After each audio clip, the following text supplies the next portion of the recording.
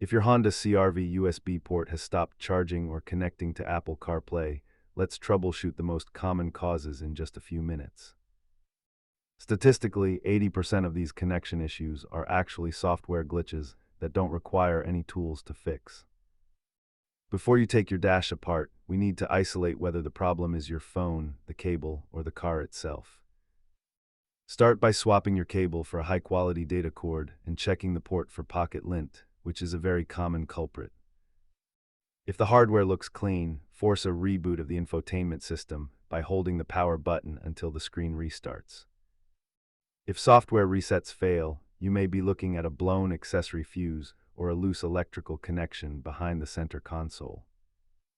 Compare these options, knowing that dash disassembly is best left to a professional to prevent scratching your interior trim. Most of the time, you will find the issue is simply a bad cable or dirt, which keeps your repair cost at $0. If you are ready for advanced work, remember to disconnect your battery and use a multimeter to verify power at the USB module.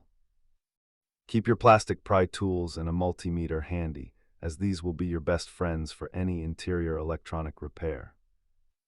Remember, electrical gremlins are frustrating, but methodical testing always wins over random parts swapping. If this guide helped you restore your connection, hit like and subscribe for more Honda maintenance tips.